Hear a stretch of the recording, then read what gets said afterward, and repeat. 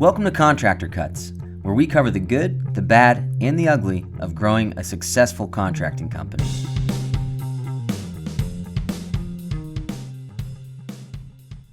Welcome back to Contractor Cuts. My name is Clark Turner. And I'm Chim Richards. Chim Richards, thanks for coming today. It's great having you.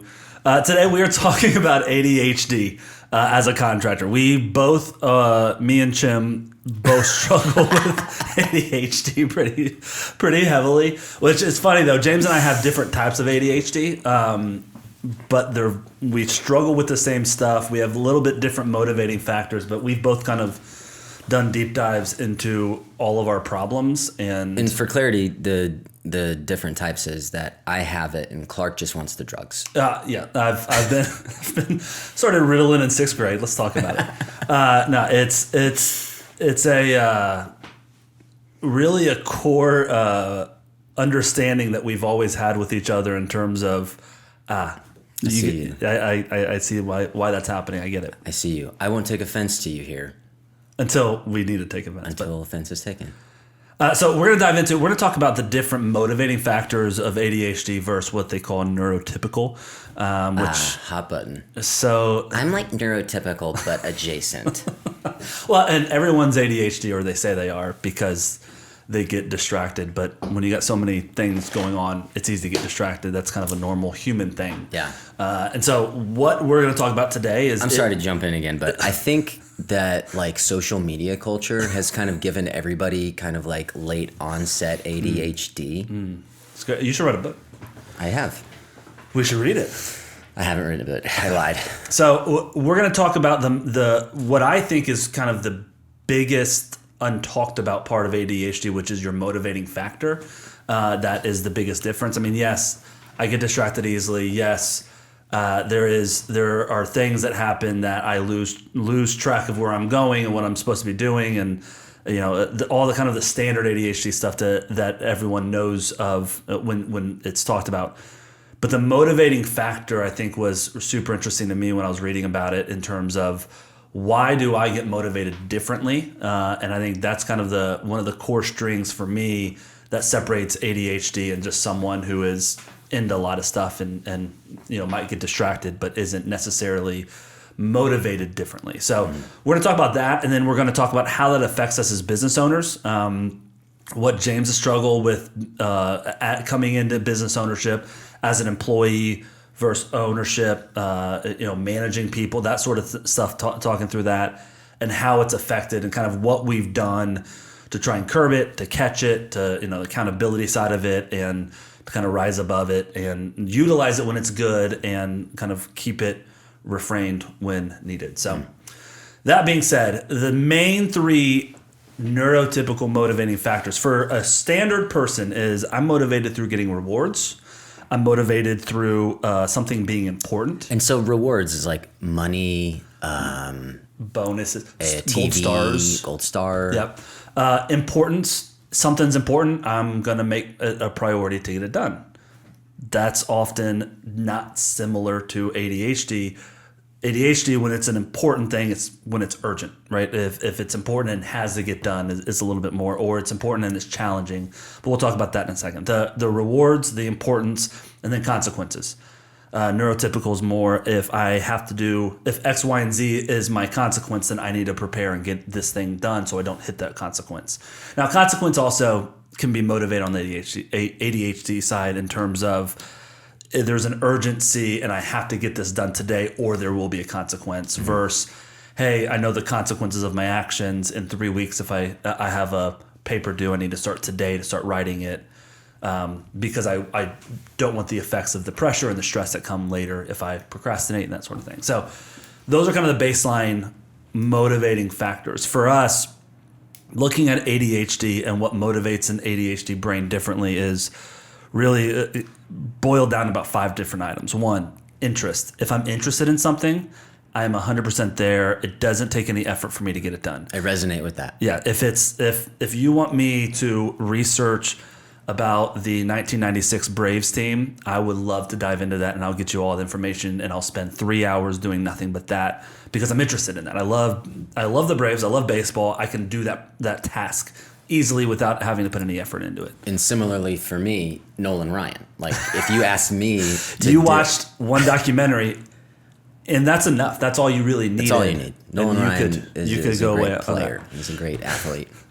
So interest is one of the top motivating factors. I'm interested in it. I'm going to do it. And that's, again, when you look at new business owners, we are really good. We had a podcast probably 6 or 8 months ago about ADHD being a superpower for starting a company and a hindrance for running a formed company, right? And we talked about on the superpower side, ADHD, I have got to be every hat in the company. I've got to, from janitor to CEO, I'm doing everything here.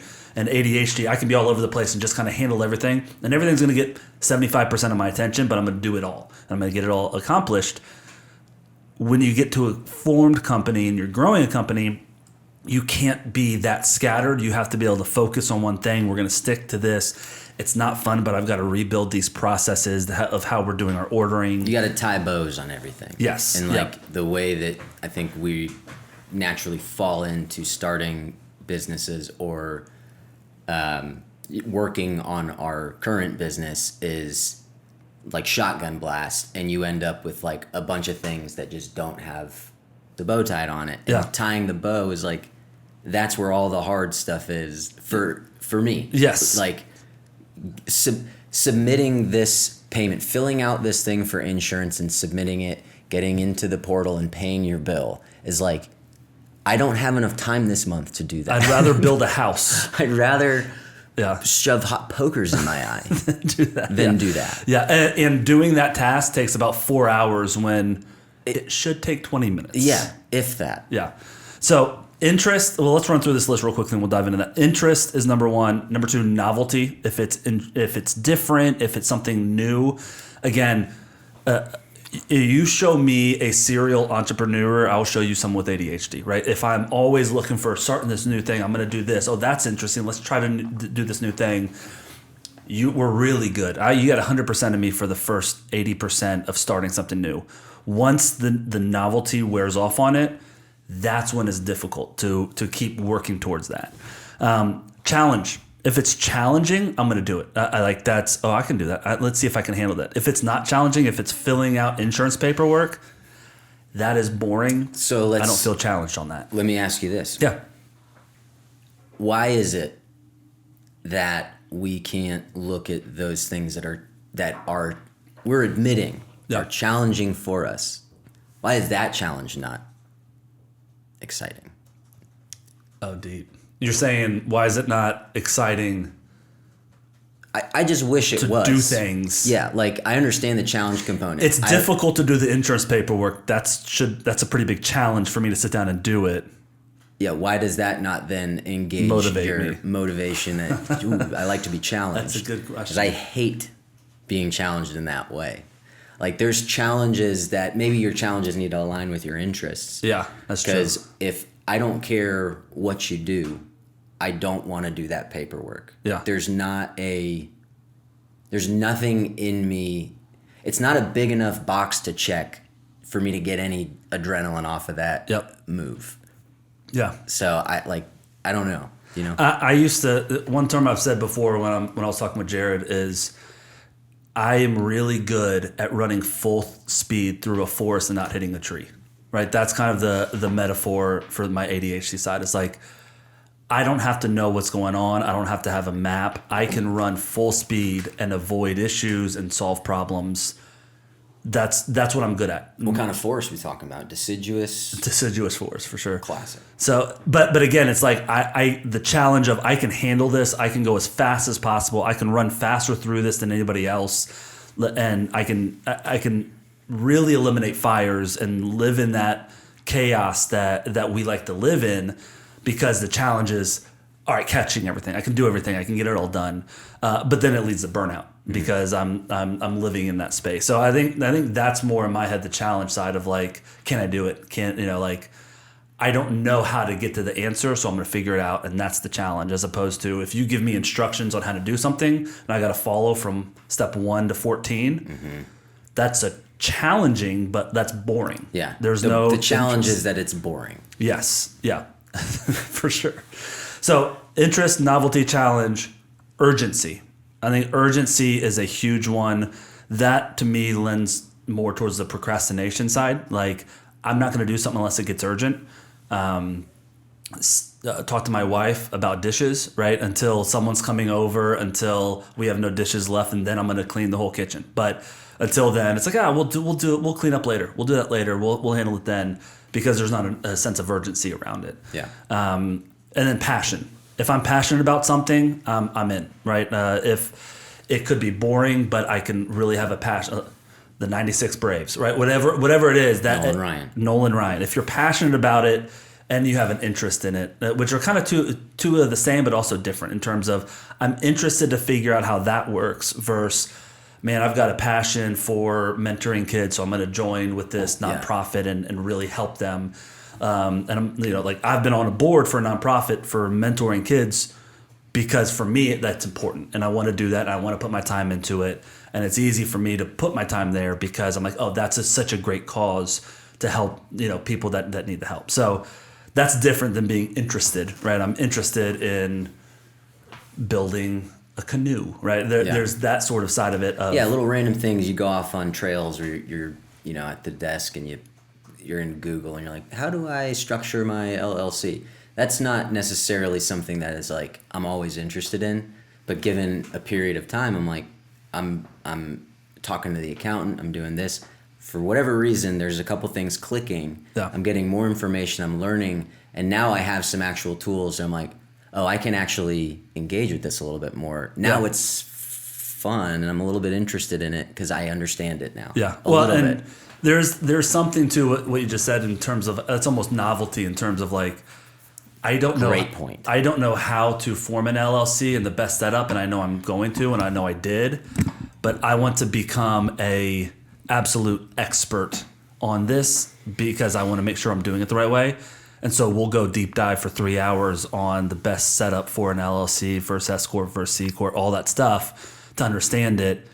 Probably to get frustrated because we don't land anywhere because all of a sudden the novelty is wearing off. And I'm like, I don't know, just someone pick out what we're doing. I never landed the plane and I ran out of juice. Yeah. So that's, again, the motivating factors I think is such a great way to talk about ADHD because the world sees ADHD as, oh, you're just high energy. You're all over the place and your attention's everywhere, attention deficit hyperactive disorder. Is that what it stands for? Yes. And so the deficit side, though, is not real to me, right? Like, Emery, can you look that up? Let's Google that. I'm pretty sure attention deficit high definition. Jamie, look that up. So that being said, though, it's not a deficit of attention. It's an overstimulation of attention where my attention goes everywhere to the stuff that I'm interested in, that's fun and novel, that's challenging, that's urgent and pressing, or that I'm passionate about. Well, brass tacks, what's next? How does it affect me as a business owner? What's the salve? Yeah. Or I guess how does it affect you? Yeah. I mean, I think first and foremost, when I started studying ADHD, personalities, what the different styles, the different types, looking at what I struggle with and why. I think the first and most important thing is self-awareness. We talk about this all the time, is self-awareness is what we're looking for in people and hires and employees and anybody. The more self-aware you could be, the more I can work with you. I can say, hey, James, I feel like you keep showing up late. And you're like, yeah, you're right, I do, as opposed to getting defensive, right? Mm-hmm. Self-awareness is allowing yourself to be criticized and say, maybe that's true. Let's talk about that. Help me understand that more. And I think the self-awareness side of ADHD is super helpful to where it doesn't excuse it, but it justifies that I'm not an idiot, right? Mm-hmm. Like it's not knowing that I'm this way, knowing I'm more motivated by these things. I can trick myself into doing more things by basing it around my motivating factors. And also like I said, not excuse it, but be like, I'm going to procrastinate. So Clark, don't do that today. Mm-hmm. Like today, what I'm doing right now, normally I'm just going to go hop on my phone and not do it. And I'll do it tomorrow. But then I can also look at myself and say, you know what, Clark, that's your tendencies is to procrastinate on something like this. If you wait till tomorrow, you're going to be here till late if you don't get it done. Let's start it now, right? And so it's that self-control and the awareness around it, I think that's been the most helpful for me. The more I research, the more I know about myself, the more I can have control of myself. Yeah. I get distracted because I'm bored. The thing that I'm interacting with is not keeping my attention. And the thing that I do, like on a daily basis, is when I get to that spot and I'm like, I'm about to get on my phone and play Call of Duty now for 20 minutes. If I don't give myself a time frame to do something fun that's engaging me, that's like, I'm just gonna goof off for a minute. But you can put a time limit on it and have your next thing ready to go. But that little break is sometimes what I need to get back engaged. To reset, yeah. Like I need to not think about that annoying, boring wart that I have to deal with. And I go out take a run, work on like a 20-minute project around the house or wherever you are. Like hijack the whole reward system to you're still just a human at the end of the day. Like however much you want to be like, I'm a professional, I'm an adult, you gotta play. Everybody needs to play, and that looks different when you're older, but you've got to play. You've got to keep having fun with what you're doing. No, I agree with that. I think also and though we listed rewards in the neurotypical motivating factors, I think what you're saying is kind of hijacking that side to give yourself the dopamine hits that you need and want in exchange for doing the things you don't want, right? As opposed to, if I do this insurance paperwork, I feel the reward of it's done, it's past us, I don't have to deal with that anymore. Where for an ADHD brain, it's like, I did it, great, I pushed through. Okay, on to the next. Like there's no reward for finishing that, but I can create my own. If I get through all of this by 12:30, I'm gonna sit on my back, play Call of Duty on my phone for 20 minutes, and I'm gonna give myself that permission to lay on my couch in my office and just chill out for 20 minutes, and then I'm gonna get into this next thing. Right, to where it's as long as I know what I'm doing and why I'm doing it, it's okay to do that stuff. It's okay to give yourself permission to do that. Because and I don't know if this is definitely for me, and this is going probably in a different direction, but I would venture to guess that most people that deal with ADHD, especially maybe before it was such everybody's talking about ADD, there's a lot of shame that goes in with it, because you recognize that you're being lazy, that you're shutting down, that you have no motivation for the task. You're like, what the heck is wrong with me? There's a lot of shame in there, and shame is a motivator. Like shame's a very strong motivator, and I think a lot of people with ADHD use shame unbeknownst to themselves to motivate the next action, and that's going to put you in a position to have really bad interactions with your crews, your clients, your employees, your project manager, whatever the case. When you're operating out of shame and using that as a motivator, it's not a good spot for you. It might get stuff done, but probably not the way you want. And I think going into that, like as a leader in your company, whether you're a one-man show with just crews and homeowners and clients, or you've got a company with 7 project managers, a couple estimators, and whatever it is, either way, I think what you just mentioned is where we get hurt by ADHD. It's I'm not getting the motivation to do what I need to do, because what I need to do is to support you, and I have zero interest in what you need. Right? Not that I have no interest in what you need, but it's like, oh, you need a process put down for how your vacation's going to be handled. I don't care about, like, just take vacation. If you need to take time off, right? As opposed to, all right, this company needs this. This employee needs me to sit with them every Friday and go through their jobs, even though I feel like they should know how to do that by now. I'm not going to do it because I don't have time, and that's not interesting to me. As opposed to, hey, let's sit down and do this. I want to show you and train you and teach you how to do this on your own, and be here to support you until you get to that spot. But that's not, there's not a lot of motivating factors in a support person. Yeah. Right. And that's what you are as a leader in a company. You are support for everybody else. You are the training motivator. How do you do this? Let me show you. Let me give you support. Let me step in. Let me call that client for you. That sort of thing. You don't have a lot of passion about that often. Yeah. But how do I get to a spot in my brain and say, well, some people do. Like, that's some people's bag. It's that's like, true. I love being support. My wife, she loves to be a support role. Yeah. She doesn't want her face in front of everything. She loves supporting. Yeah. And that's just not, I don't think most people with our condition is not like, I want to support. They want to go. They got the gas tank. They're like, all gas, no brakes. Let's go, go, go. I mean, the kind of the trick of it is like you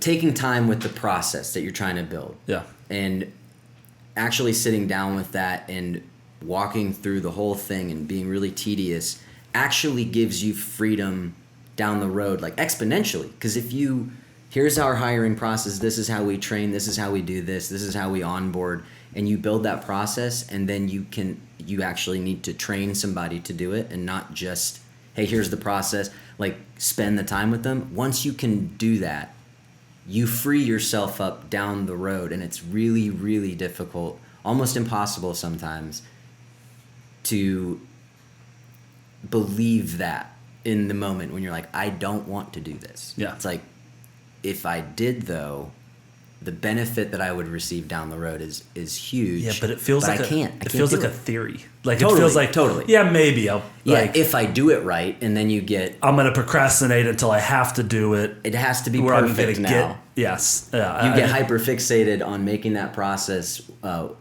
watertight. Yeah. When, and this is kind of talking out of two ends of the mouth, but like the enemy of good is, or what is it? Enemy of greatness is good. Good enough. Enemy of greatness is good enough. Or the enemy of good is whatever. Don't spend too much time trying to do something that Make you're it like, perfect. This functions, this works, and we will need to make adjustments to it in the future. We know that. Yeah. Regardless of if it's perfect right now. I would say also as a leader, one of the spots where ADHD has hurt me is I will build a process because I want to fix what's going on. So I'm pretty good at building processes and procedures and laying out how do we fix the issues, because that's all. It's novelty, right? Like there's an issue here. I think we can iron that out, and that's going to be better, and everyone's going to like it, and I'm making the product better. That part's fun. I enjoy that part. Then I say, okay, James, this is what you need to do. This is how we're doing it. Here's a process. The hard part is then babysitting that process, fine-tuning, doing the last 10% of like, hey, let's talk about this once a week. So what's going on here? What's not going on? What's working well? What isn't working? And once the novelty wears off of this new process that's fixing things, and yeah, things are fixed, but we still need to fine-tune it. That's hard for me in terms of I know that about myself, and so I have to schedule the times on my calendar. Okay, every Wednesday morning I'm going to sit down and do this, and not just a repeating schedule, but all right, this Wednesday I'm going to work on this part of the process, and next Wednesday I'm going to work on this part of the process. What does this person need? Of the people that you're coaching, how many of them use their calendars? Like, it is seasonal, right? Like it is calendaring for most people is a great idea, and yes, that should be done, and I'll do it if I've got time. Mm-hmm. And then you've got those like yourself that all of a sudden, like if I can think of a guy I was talking to literally last week who was like, I can tell how healthy my company is by how well I'm abiding by my calendar. Because like he'll say, I was doing it, I was 3 months in, every single day I had planned out, and I was living and dying by my calendar. And then I got busy, I lost a project manager, and I had to get back out in the field, and it kind of went away. And he was like, and I can literally track my mental health by looking at my calendar and seeing how full or empty it is. Because it like, you look, the last 3 weeks he had nothing on it because he was just flying by the seat of his pants, putting out fires, back in the rut that we fall back into of, all right, I'm going to just do everything. I just got to put everything out, and everything's reactive. Yeah. And we're the hard part of this is we are really good with reactive. ADHD brains help you react really well. And like I said, run through the forest without hitting trees. Okay, we got to just figure this stuff out without falling. We got to do it all. And that's almost a safe spot for us because we're really good there. That, like, growing up, like you said, like being called lazy, being called like not understanding that I'm not being motivated. School doesn't motivate ADHD people like it does neurotypical people. Yeah. And so I'm not motivated by getting an A. I know how to do that. I'm not going to do it. I didn't do anything in college. I got C's and B's. Yes. And that's okay with me. Yes. C's get degrees. Same piece of paper on my wall as the guy that made an A plus in college. So now, in hindsight, I wish I'd have spent a lot more time actually engaging because, like, I love that stuff now. I love interest. I love There's more of an interest in history now than there was when you were 21. Right. And so I agree. I would love to audit college right now and just go back and just sit and learn because I watch Jeopardy now. I'm an old dude, right? Yeah. And so like that stuff is interesting. So I'd like to go do it. I'd like to go into audit a class at a local university and just battle the teacher on everything with no knowledge. I don't think that's what happened. Microbial? No. Yeah, no. But again, I mean, it is understanding that side of it and being able to say, that's who I am. That's what I'm going to struggle with. And I can raise flags when I'm procrastinating, when that's happening, because I can identify it and say, okay, this is what's going on. I know I'm this way, so I'm going to force myself through self-control to get these 3 things done right now. Yeah. That's where you got to lean. I can't force myself, I don't feel like, hardly to do anything. But one thing I have done that I think's helped me a lot with the calendar is using it almost more like a journal where I'll plan my days out. But if something goes off, which it always does, I move the calendar thing that I'm missing. I have to move it somewhere. Yeah. Like that's my agreement with myself that if I put something on my calendar, it needs, like, I have to do it. And it doesn't mean I have to do it on the time that I put it there, but that's the goal. But if I have to move it, I have to physically move it and put it somewhere. And in its place, I have to put what I did, and I'll write it down so that I can go back like 3 weeks ago and say, and I can tell because it's my calendar, but like, oh, this giant block, that's because something had to be dealt with, and I can look at that and read it and say, oh, I had to spend 3 hours doing this. So I can audit myself. I can go back in time and look at my calendar and figure out, where do I lose time, or where do things pop up that take more of my time? And that takes some diligence, but do you enjoy that, like doing it and managing the calendar that way, or you enjoy the results later? I enjoy it now because I've tasted it. There's no other way for me to keep track of all of the things that I'm doing throughout the day other than to like always have the calendar open and always be ready to put notes in either in the current or in the future job notes. It's like I'll have something 3 weeks down the road that's a calendar task, and I'll have a Google Doc somewhere that I just keep interacting with, that I'm writing notes, just thoughts about that specific thing. So when the day comes that is time to work on, I pull out my notes and I have something to start with. I'm not starting from scratch. I've got stepping stones, I've got thoughts, I've got ideas, I've got things that I need to start putting together. And so I always try and set the table for myself with everything. Like, I'm going to have a call with a client later today.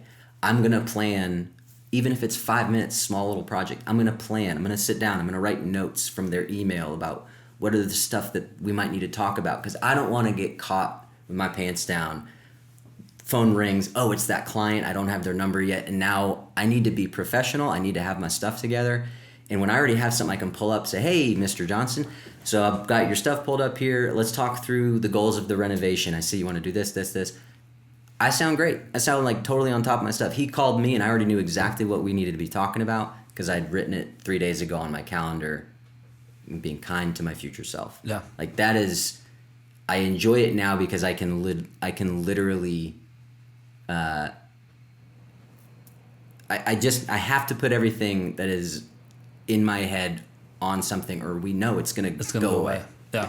What do you think that, as a contractor, as a boss to project managers, what do you think is currently your biggest struggle or weakness that comes from ADHD?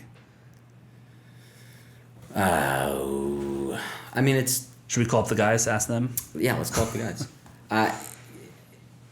It's the tedium. It's the get insurance setup. I don't know enough about insurance, so when I get into it, I'm interested in everything. Yeah. Is one of the problems.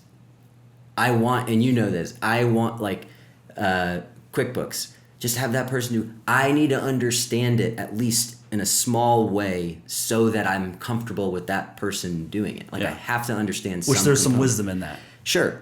But I go to the nth degree in unhealthy state where it's like, I need to be an expert in this. And I'm going to watch the YouTube videos. I'm going to do this. And I'm going to hate that part of it until I start getting some connections and still those neurons start like, oh, okay. Yeah. Like those hits, like that's what I'm after. Or next week when you can't find a deposit and you can pop into QuickBooks and figure it out on your own. Yeah. Like that's the hit. Yeah. That's the hit that I'm looking for. I also, like with what you're saying also makes me think of like, you get frustrated with wasted time or your time being spent that you didn't spend yourself. Yeah. And I feel like that's one of the things that the ADHD brain of, I got to get all this stuff done. I know everything. I've got the whole day planned because I'm going to do 87 things today and get them all knocked out. And then the insurance paperwork hits and you had 15 minutes to fill out a piece of paper and all of a sudden I need to do research as to what type of S-Corp we are, whatever it is. Or I have to find the EIN again for the 15th friggin' Yes, whatever it is.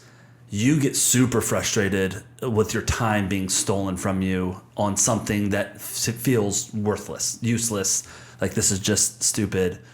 And I think that's one of the things that is always going to be a struggle of like, how do I shift my brain in this moment when I'm pissed off because someone else is wasting my time into saying, okay, 2 hours for insurance paperwork is a necessity. Like that's hard for me to like, how do I shift that in my self-talk, in my brain of that it's okay to burn 2 hours. I'm going to just burn 2 hours doing this and I'm going to be okay with it. I'm going to put on my favorite album. I'm going to, whatever it is. But I think that's when I get overwhelmed and so back to the calendar, I'm moving things that need to get done. So eventually at the end of a month or in the middle of a week, I look at my calendar and I've got stuff from like 2 a.m. to 10 p.m., all these little blocks that I've moved.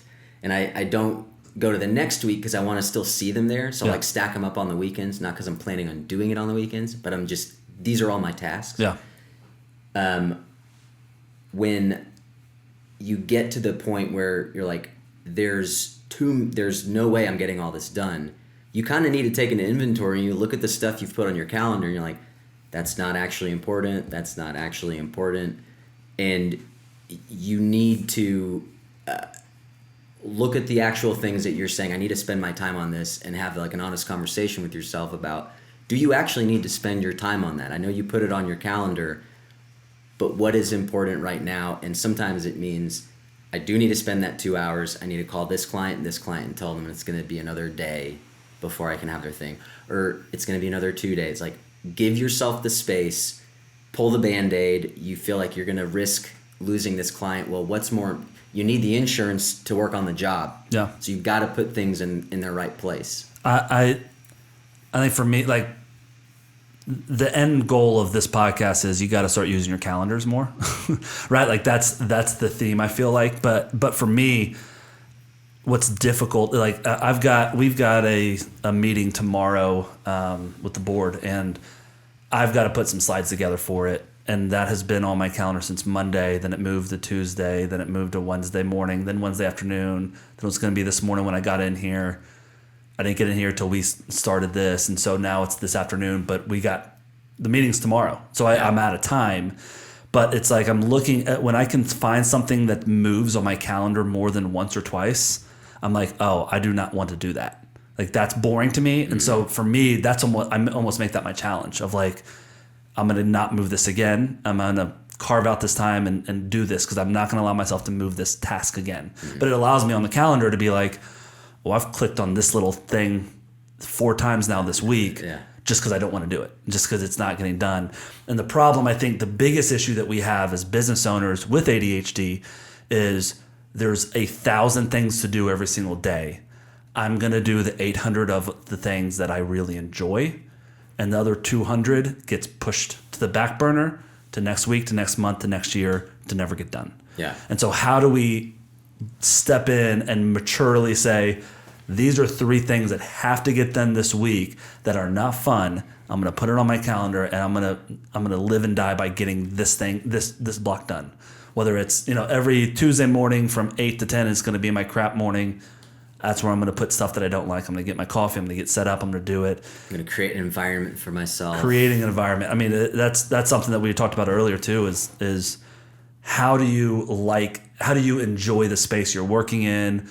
What albums do you listen to? And it's funny, we were talking like I listen to certain things when I'm doing certain tasks, and then other things when I'm doing other tasks. And James doesn't like any music on that has words in it. For me, I need to have words, but I need to be familiar with them. I prefer music with words, so much so that it distracts me when I'm working. So if I'm working, I need to have on music with no words. And I need music with words, so my brain can be distracted by words that I know that I'm kind of going in and out of, not really paying attention to, but also... It's like having The Office in the background while you're cooking. Yeah. It's just something to keep the back brain occupied while the front brain actually does some work, to where that sort of thing. But I think that's the key. I mean, the key is self-awareness, to where you can say, I'm bad at this. I'm keep pushing this off. I know this needs to get done, and then the self-control to put it on your calendar and own it and say, okay, I'm going to do this.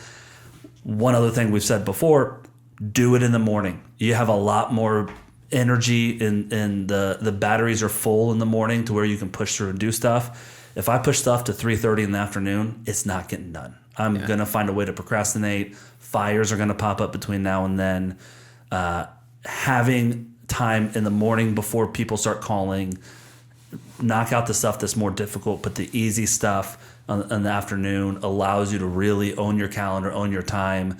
And you can't procrastinate on the stuff that needs your attention as a business owner, as the leader there, as even the contractor for a client, right? I need to prioritize picking out these colors, even though that is not an important thing for me right now. Mm-hmm. So figuring out those priority spots, owning it on a calendar, and living and dying by that. Anything else to add? I don't have ADD. I have to be honest. Thank you for telling me that. Well, outside of calendaring, is there anything else that you do that you think is in reaction to fighting your ADD brain?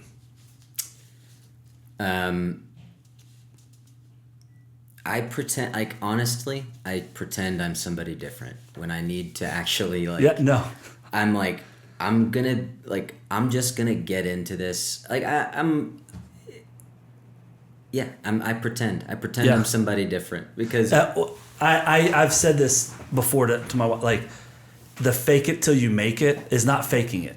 Yeah. It's just it's just a way to get from A to B. There is 100 million people in the world that are really good at accounting. I'm going to pretend to be one of them, and I'm going to be an accountant for the next hour.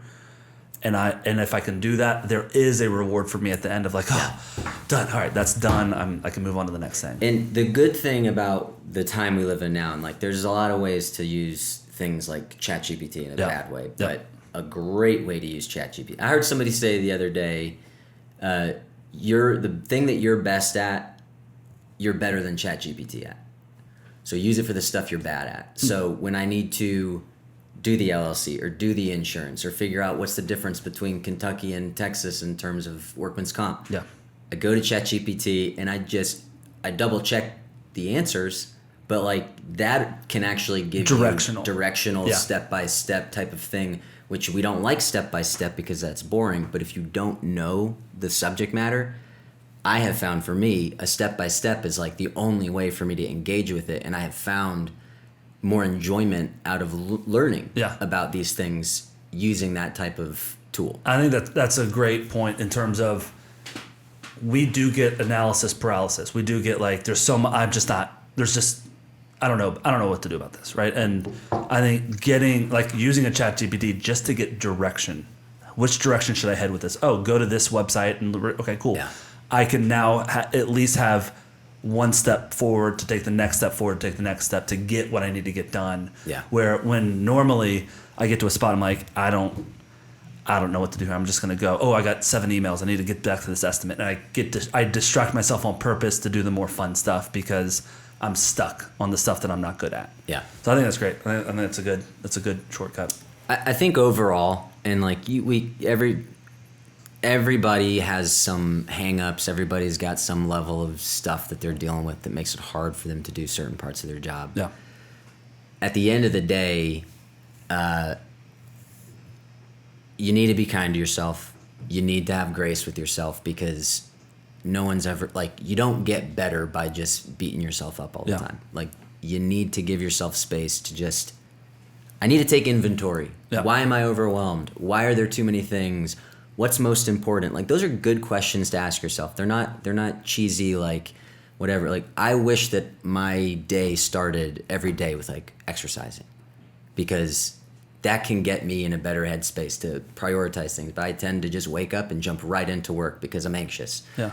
But that's one of the biggest things I think people with ADD need to fight is don't make moves, don't make decisions based off of your anxiety. Take inventory and then find ways that you can hijack those reward systems. Yeah. It's going to be different for everybody. I mean, you and I have a lot of similarities, but the way that we curtail our issues with ADD is very different. Yeah. And so you've got to find ways, try different things out. But I think most of all, you need to have more grace with yourself.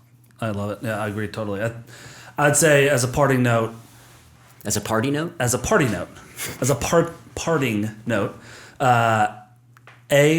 Try to live by calendar. Try to start. Don't fill every hour up for 5 days straight. Try to start giving some time blocks and trying to set aside, especially the stuff that you don't want to do. Put it on there. Just put it on there and see what happens. And put on there taking a walk. Legitimately. Yeah. Take a 10-minute walk in between tasks that you hate and see what happens. Yeah. Call a friend.